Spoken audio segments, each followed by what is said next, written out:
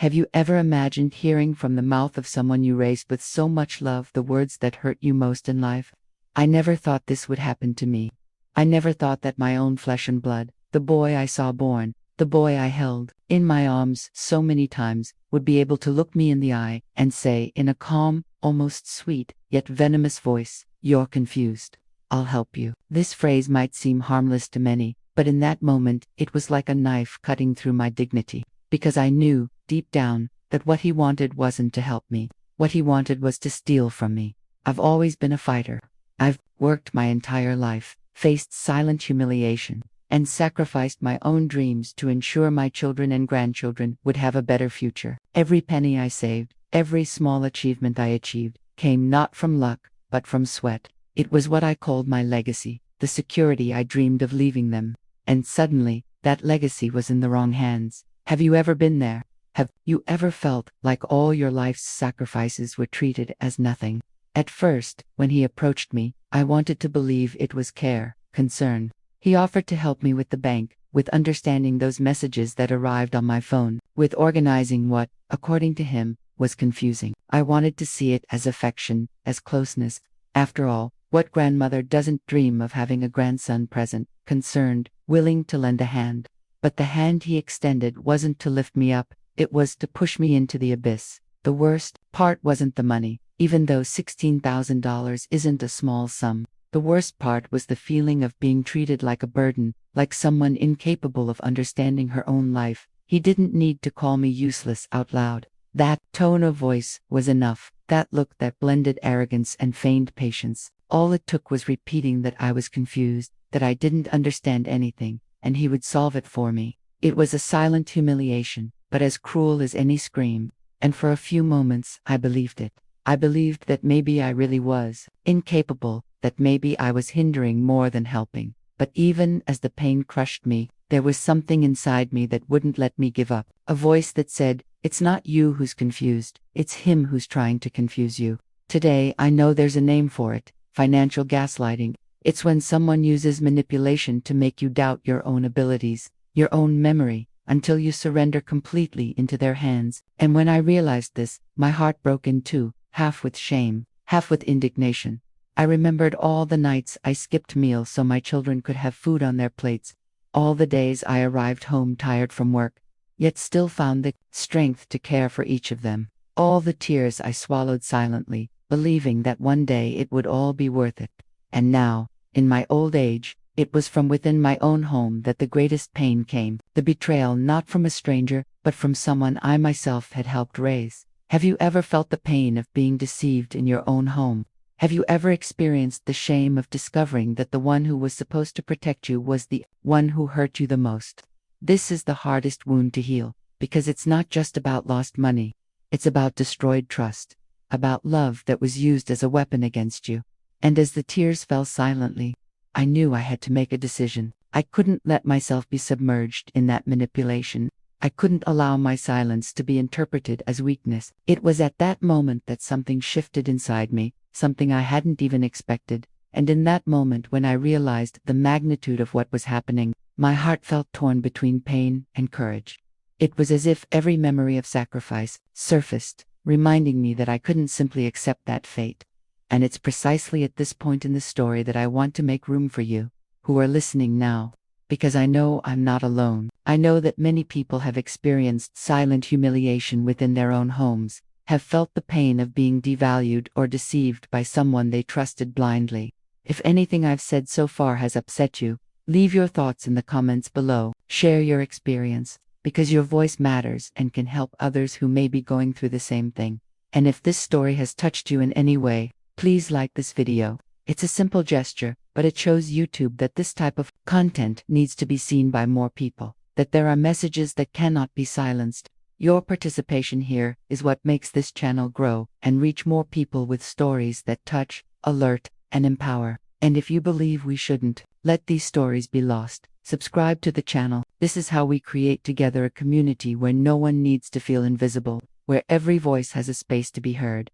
As I tell you this part, I feel that the weight of the humiliation I experienced is not mine alone. It resonates with every person whose trust has ever been broken, with every grandmother, mother, or father who has ever been treated as if they were worthless. And that's why I continue, because there is still so much to be revealed. Before everything happened, my life seemed simple, yet it was filled with meaning that only those who have sacrificed for their family can understand.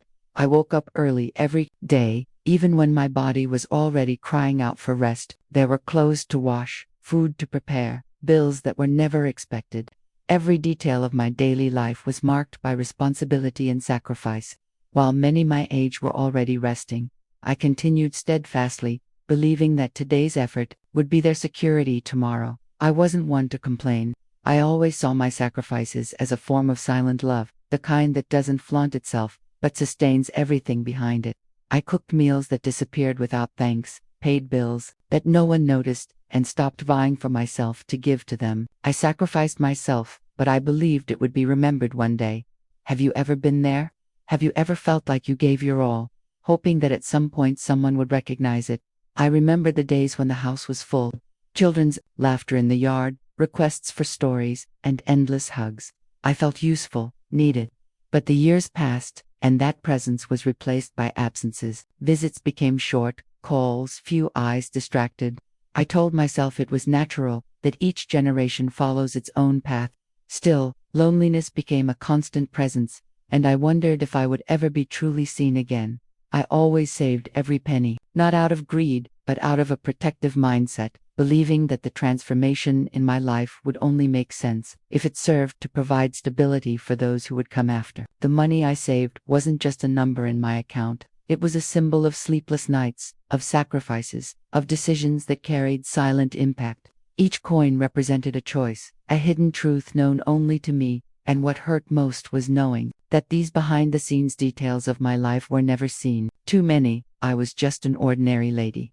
But inside, there were entire chapters of invisible sacrifice, of choices that shaped the lives of everyone around me.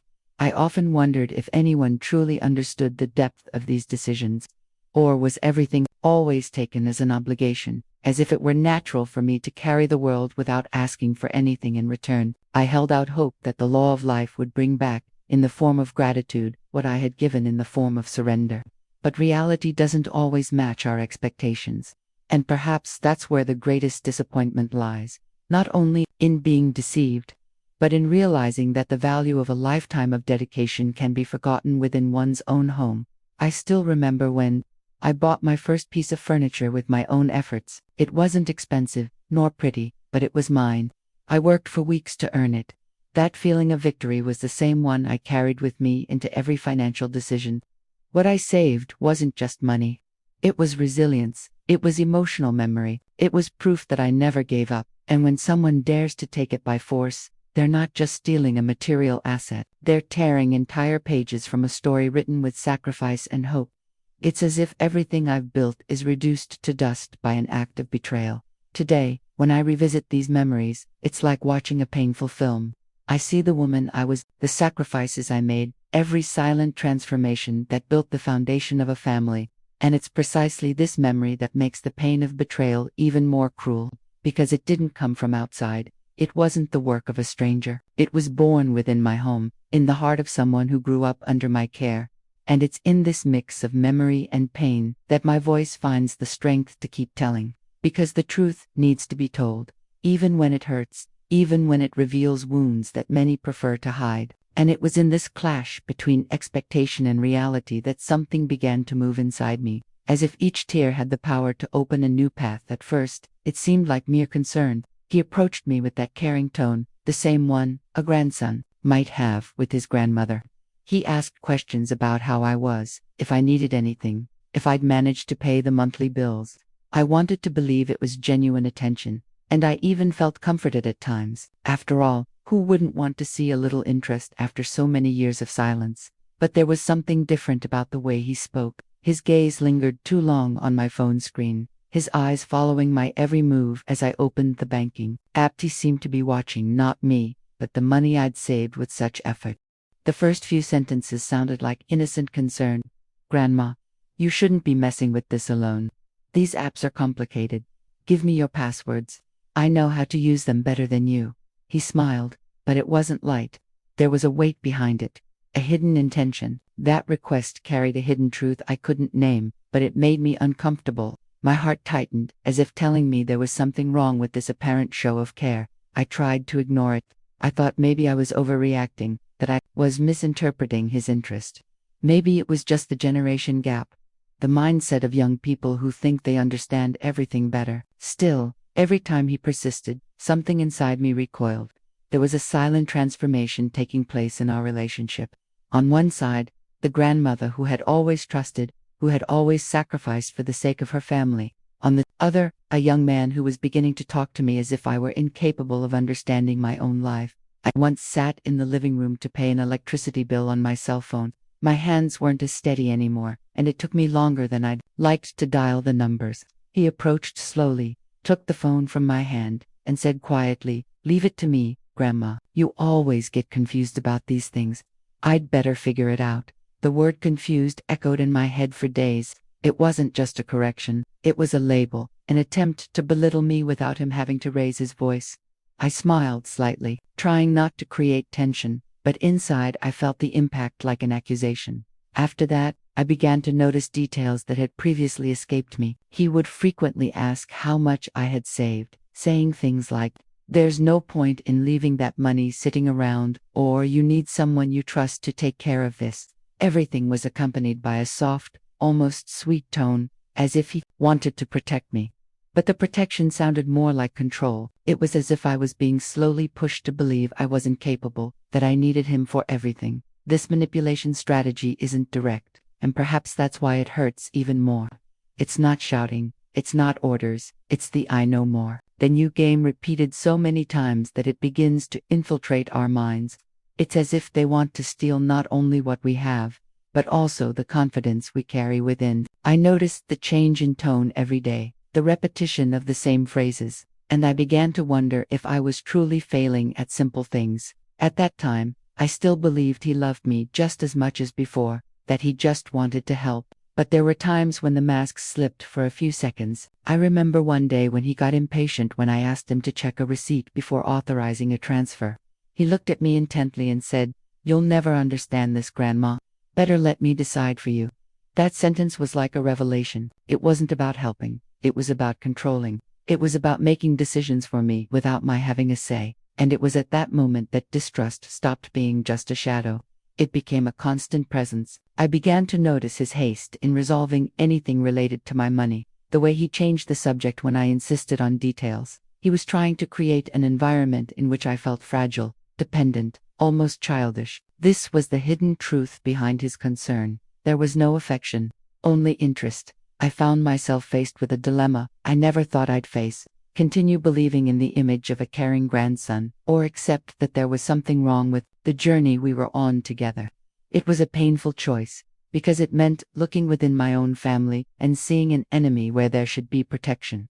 This phase was marked by small, almost imperceptible shocks that accumulated day after day. Each sentence, each gesture, each attempt to take control formed the puzzle that began to reveal the outline of a much larger manipulation. I tried to push these thoughts away, but they returned with greater force whenever he repeated the same refrain: "Grandma, give me your passwords. I know how to use them better than you." And there, at that point, the doubt was no longer just doubt. It was a strong premonition, a feeling that the behind-the-scenes story was about to reveal something even more painful. I just hadn't imagined where it would all lead me, nor the impact it would have on my life when the truth finally came out. He started showing up more often, always with a smile on his face, bringing a steaming cup of coffee as if it were a gesture of affection. I received that coffee like someone receiving a piece of attention, because deep down, a part of me still wanted to believe it was love. "Grandma, I made it just the way you like it," he'd say, placing the cup beside me, and as I sipped that warm sip, he'd bring up the same old topic, with a tone that blended sweetness and authority. "Have you seen how much came into the account this month? Show me, I can help you organize it." At first, it seemed like mere concern, the kind of conversation any grandchild might have with their grandmother. But there was something in his gaze, in the subtle insistence, that made me uncomfortable. It wasn't the coffee he brought, nor the smile on his face. It was the hidden weight behind his words, the hidden truth I couldn't translate, but which pierced me like a shadow. I smiled back, responded calmly, but inside I felt a quiet vulnerability growing. I didn't want to suspect. I'd spent my life believing in the power of family, in the mentality that blood protects and doesn't betray. But with each visit, I realized the tone of the conversation shifted too quickly. He'd ask about my health, make a light joke, and then quickly return to the same point. Grandma, how much do you have saved? It's not safe to leave it all in the bank. I know better options. Let me take care of it. The word take care was spoken softly, but it carried the threat of a control I hadn't asked for. One day he sat beside me in the kitchen. He placed his hand on mine, offering support, and said, I worry about you. What if something happens? One day, who will understand these passwords, these accounts? Better leave everything to me, Grandma. I'll figure it out. On the outside, I just nodded with a slight smile, but inside, a tear almost fell. It was as if, little by little, they were taking away not only my right to money, but also my right to be the master of my own life. These small interactions became routine. He would arrive with a simple gift, a box of cookies, a loaf of fresh bread from the bakery. He would chat about the weather, ask about neighbors, and soon, casually, return to the topic of finances. I began to realize that his kindness wasn't gratuitous. It was a disguise, a mask of helpfulness that hid something deeper. Every smile was accompanied by an attempt to make me believe I was fragile, that I needed him to stay afloat. And that was precisely when the pain intensified. I'd never been one to depend on anyone. I'd worked from an early age, learned to make difficult decisions, and faced losses that would have crushed anyone. But suddenly, I found myself facing a psychological game that undermined my confidence. He didn't need to raise his voice. He didn't need to argue. He just had to repeat, in that calm tone, You don't really understand these things, Grandma. Let me help. With each sentence, I felt as if a piece of my autonomy was being taken away. It was like being on a stage where the audience couldn't see what was happening behind the scenes. From the outside, it looked like a beautiful scene, a grandson caring for his grandmother. But inside, there were silent revelations, small cracks in the trust I was trying to maintain. It was an impact difficult to describe, because it mixed gratitude and distrust, love and fear. I remembered the sacrifices of the past, the sleepless nights spent ensuring my children and grandchildren would lack nothing. And now, as I watched him bring coffee and talk about money, I wondered if all that legacy had become nothing more than an account number. I felt like I was experiencing a painful transformation, as if my history were being slowly erased by someone who should value it. And yet, there was a part of me that wanted to believe. Maybe it was the hope that I was wrong, that in the end, it was all just overzealous care. This duality gnawed at me. I felt like I was on a journey without a map, where every kind gesture hid a shadow of manipulation. And the more I tried to ignore it, the clearer it became that the mask of helpfulness was about to slip, revealing intentions I never imagined. I'd find within my own family, his words still echo in my mind. Grandma, it's urgent. I need to transfer 16,000. I'll explain in a moment. The tone of his voice left no room for questioning. There was an invisible pressure in the air, as if every second of hesitation was proof that I didn't trust him. I was nervous, my hands were shaking, but the fear of disappointing the man I'd raised as my own son spoke louder than logic. Phone screen glowed before me like a trap disguised as trust. I punched in the numbers, each one like an open wound in my chest, and with a simple tap, the money disappeared. The silence that followed the transfer was deafening. I hadn't just lost a sum of money. What vanished in that instant was a lifetime of sacrifice. The sleepless nights, the bills I'd paid and repaid, the clothes I'd neglected to buy for myself, everything I'd held onto as a promise of security, turned to dust in seconds. It was as if my life had been ripped from me without warning. The injustice weighed more heavily than the empty bank account. Because it wasn't a stranger who had robbed me. It was my grandson, the child I'd fed, raised, held when he cried. The impact was so profound that, for a few moments, I lost track of time. My mind whirled between memories and confused thoughts.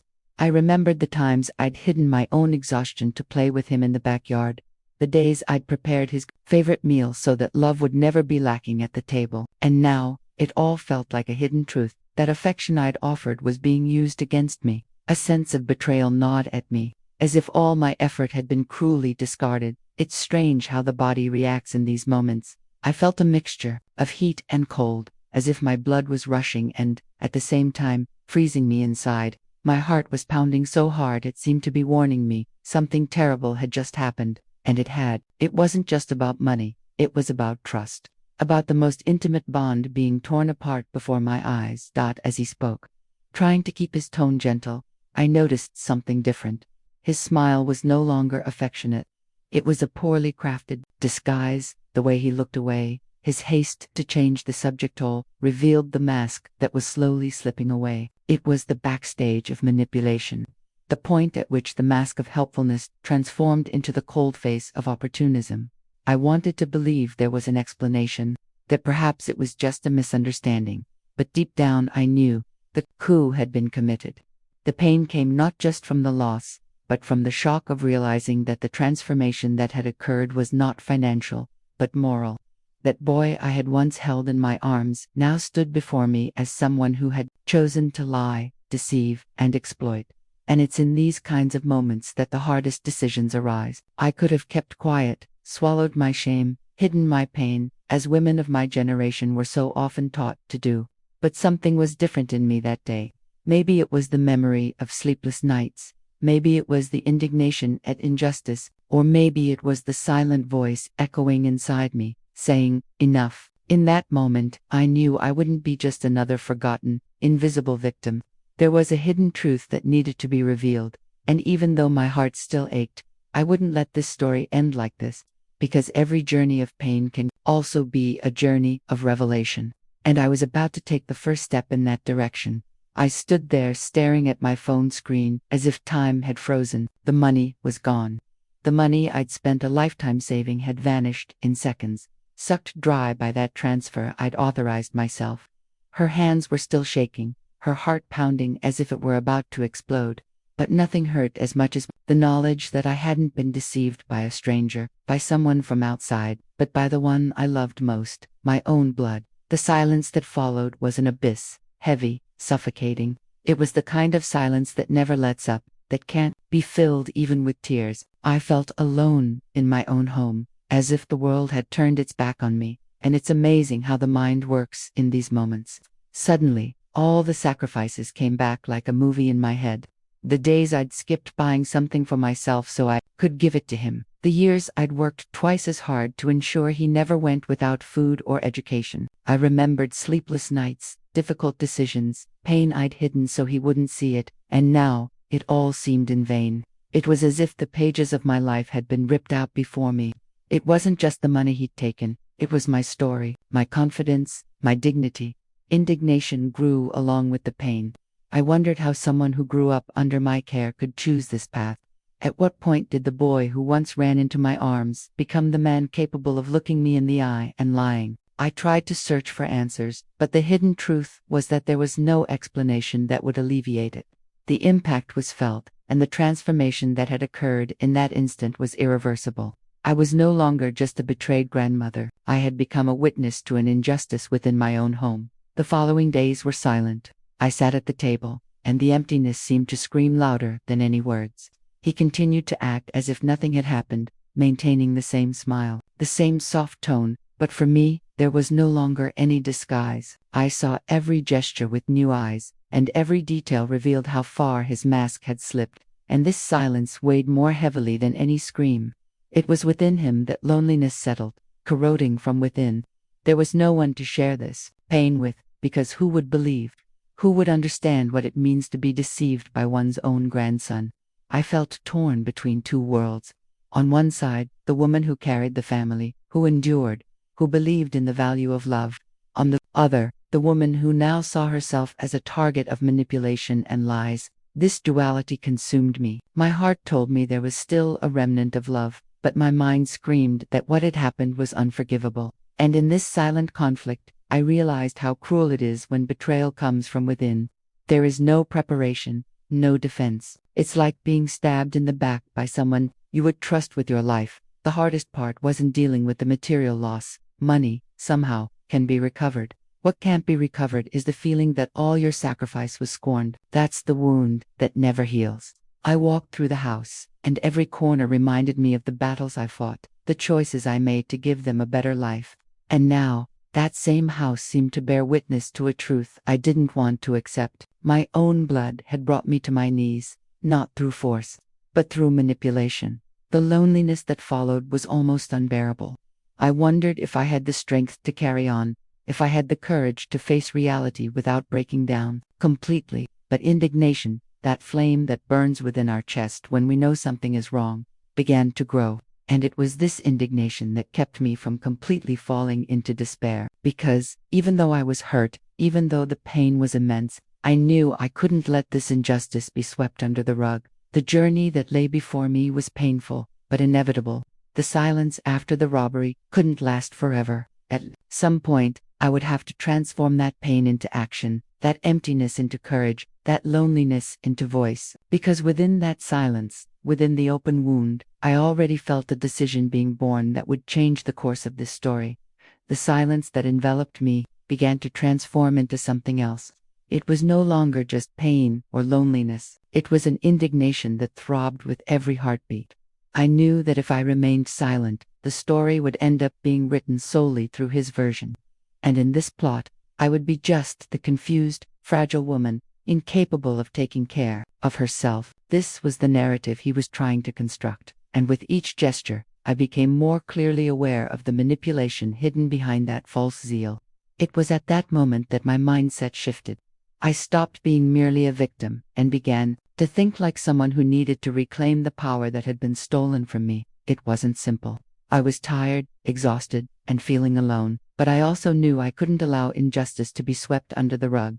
So, one night when my heart wouldn't let me sleep, I decided to act. I grabbed my computer, opened the transfer history, and each mouse click felt heavier than the last.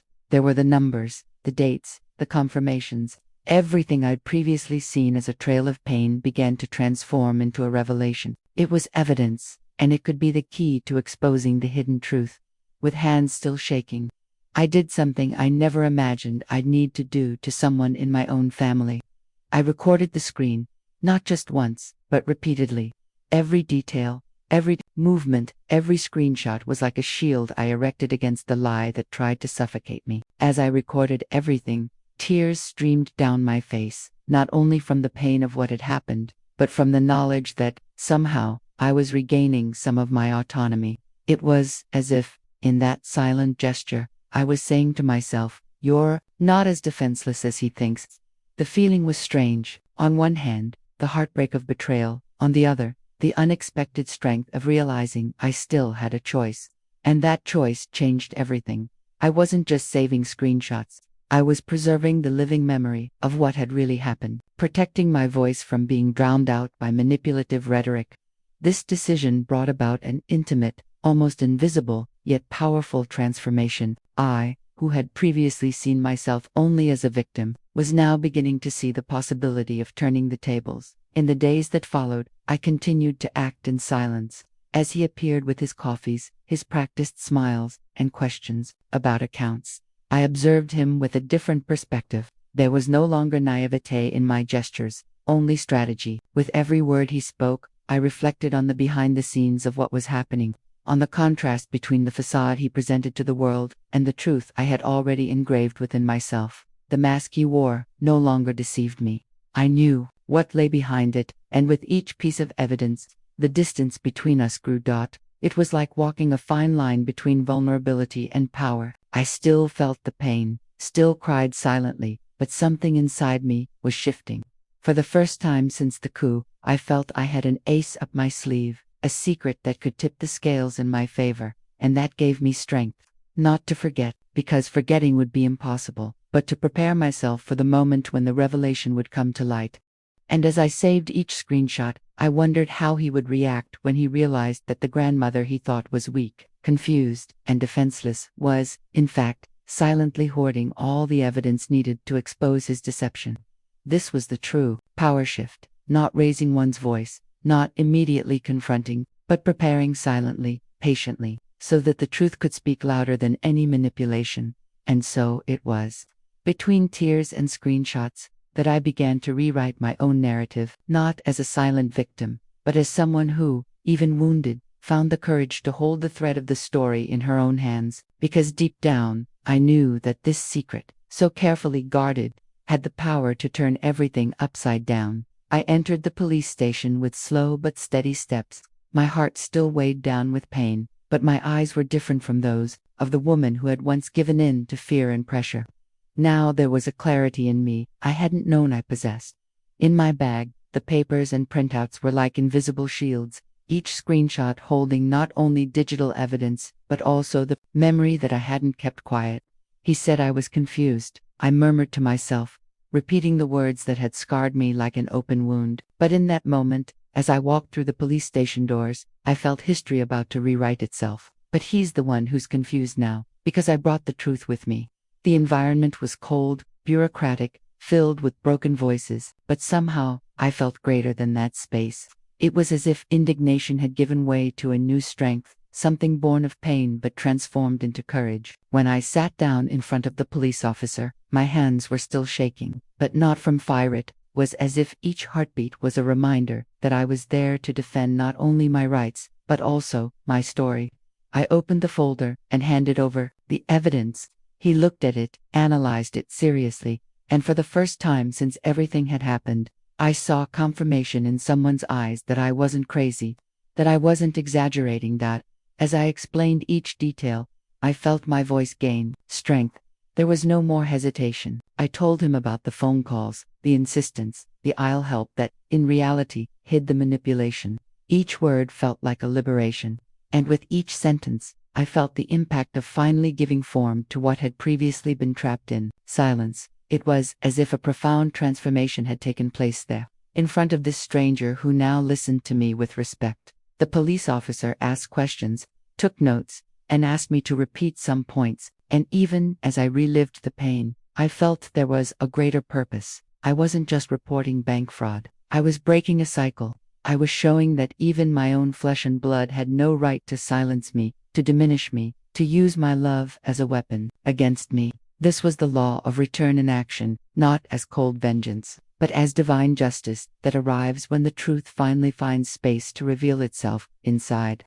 As I listened to the sound of the keyboard marking each word of my testimony, I realized it wasn't just about me. I thought of so many other women my age who, perhaps out of fear or shame, remained silent when faced with similar situations. I thought of the stories hidden behind the scenes in families, stories no one dares tell because the pain is too great, and the humiliation seems unbearable.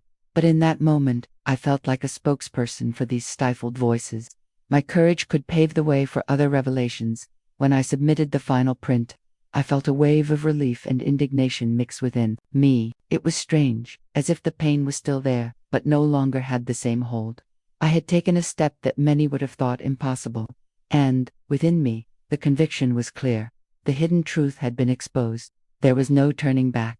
Left the police station with firm steps, my body tired, but my spirit lifted. It wasn't the end of the journey, but a new phase, because now, more than ever, I knew that the one who called me confused would have to face not only the laws of men, but also the invisible law that governs life, the certainty that everything we do comes back to us, sooner or later. And within me, a certainty grew. This story still had much to reveal, and I was ready to follow it to the end. He came home trying to act as if nothing had happened. The same practiced smile, the same sweet tone I'd so often used as a cover for my own neediness. But that day, something was different. The truth had emerged from the shadows, and I was no longer the same woman who, weeks ago, had kept quiet for fear of losing the little affection I believed I received. There was a silent transformation within me, a firmness that didn't depend on shouts or outbursts, but rather on the way I looked at him. Daniel tried to justify himself, as he always did. The words came quickly, full of excuses. "Grandma, you misunderstood. I just wanted to help. I was thinking about your well-being." Each sentence was a rehash of the familiar play, but now it sounded empty, fragile, because I was no longer confused. I was no longer the deceived, vulnerable old woman. I had crossed an invisible line, and from that point on, there was no going back. As he spoke, I remembered every screenshot, every piece of evidence kept silent. The entire scene felt like poorly rehearsed theater, and I knew the script before he even finished. He spoke, but it didn't reach me. I simply watched him, and the weight of my silence was stronger than any words I could have invented. "So, When he tried to reach out as if he still believed he could manipulate me, I looked up and said firmly, "What I gave out of love, you tried to take by deception, and feigned affection cannot withstand the truth." In that instant, the impact was palpable. He recoiled. Perhaps he expected tears. Perhaps he expected once again automatic forgiveness, an attempt to justify the unjustifiable. But all he found was the gaze of someone who had made an internal journey, who had traversed pain, loneliness, and indignation, and now stood before him without fear. It wasn't revenge, it was revelation. It was the end of the disguise. The silence that followed was unlike any other. It wasn't the heavy emptiness of loneliness, but the silence that precedes an irreversible revelation. I felt as if, in that moment, all the layers of pretense were falling away, one by one, before me. Daniel had nowhere left to hide. He stood naked before the truth, and that was the moral turning point that no excuse could erase. Looking at this brought me a mixture of sadness and liberation. Sadness because there was the boy I once held in my arms, now reduced to flimsy excuses to cover up choices he himself made. Liberation because, finally, I no longer carried the guilt. I was no longer the confused, the fragile, the deceived one. I was the woman who resisted, who had the courage to face her own blood and say, "Enough." And it's strange how the journey of grief can bring clarity. What once seemed impossible, confronting the one I loved most, now seemed inevitable. I no longer needed to scream or prove anything to anyone. Strength lay in the simple act of not keeping quiet, of holding my gaze, of saying firmly what had so often stuck in my throat. The truth was told, and in that moment I realized the power had shifted. It no longer controlled the narrative. It no longer decided what was right or wrong. The revelation had set things right, and I knew that from then on, nothing would be the same. But this wasn't just my personal victory. It was also a bigger message, something that went beyond the walls of my home. Because what was revealed there wasn't just a family dispute, but the confirmation that no feigned affection can withstand the weight of truth. This is the invisible law that drives everything. Sooner or later, masks fall. And so, before him, without needing to raise my voice, I understood that true justice isn't just what's found in the cold rooms of the police station, but what happens when we finally manage to speak up and face those who try to silence us. It was in that look, in that meaningful silence, that I realized my journey wasn't over yet. There was more to be exposed, more to be transformed. And this story still held revelations I was ready to face. I spent a long time thinking about what all of this really meant. More than the money, more than the betrayal. Because deep down, when we look back, we realize that life is made of the choices we make and the truths we have the courage to uphold. Today, after everything, I know that digital evidence is as important as a mother's word, because when they try to erase your voice, when they try to twist the narrative so that you appear fragile, confused, it is in these small records that the truth finds space to survive. That's what saved me. That's what embodied my indignation and transformed my silence into strength. But I also learned something else on this journey. Feigned affection can't stand up to the truth, no matter how convincing the act, no matter how well constructed the excuses. There's always a moment when the mask begins to crack, and once it falls, there's no going back. The impact is profound, not only for the one who was deceived, but for the one who lived the lie. Because the law of return always finds its way, and the truth, sooner or later, prevails.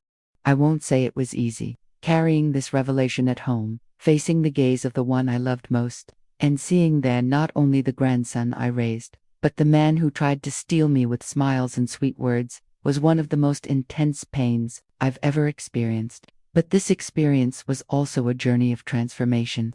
I discovered that strength lies not in avoiding the fall, but in choosing to rise with dignity. I discovered that your mindset changes when you decide to be not just a victim, but a protagonist of your own story. So, I want to speak directly to you, who are listening now. Perhaps you too have felt the weight of feigned affection.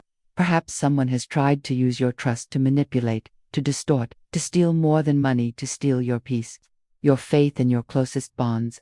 If anything in this story touched you, if at any point you saw yourself in my words, share in the comments what bothered you most, or what you would do in a situation like this.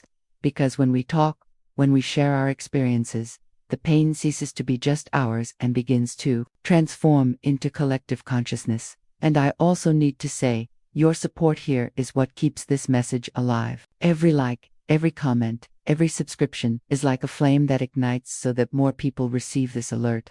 So that more stories like mine don't remain hidden behind the scenes of families.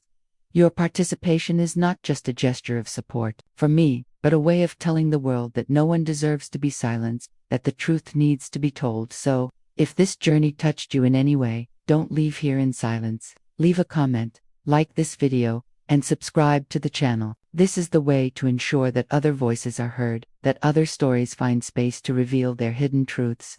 Because only then will the impact of what we experience cease to be an individual burden and become a collective transformation. Today, I carry with me a certainty that I'd like to leave with you. No matter how much they try to hide, manipulate, or invert, the truth always emerges. It may take time, it may hurt, it may require courage you didn't even know you had, but it always finds its way. And when it arrives, feigned affection can't resist. It crumbles before the firm gaze of someone who has decided to no longer remain silent, and that's what I've learned, not from theories or advice, but from life, from pain, and from the revelations it brings. And it is at this point in my story that I leave you with this reflection, because, deep down, each of us has, in some way, experienced facing the disguise of an affection that wasn't genuine. What we do with it is what determines the course of our journey, and mine, despite all the falls, still holds chapters that need to be told. If you've made it this far, you already know this story wasn't easy to tell, but I believe each word may have resonated with you in some way. That's why I want to invite you to continue this journey with me. If this video made you reflect, if at any point you saw yourself in this narrative, leave a comment below. This message was for me. It will be our way of knowing who was present until the end, who was part of this conversation until the very last moment. And hey, subscribe to the channel, not because someone told you to, but because this space is a place where stories are given voice and where truth finds its way. Your subscription is what keeps this exchange alive. It's what gives me the strength to continue bringing you content that, in some way, can transform the way we see life.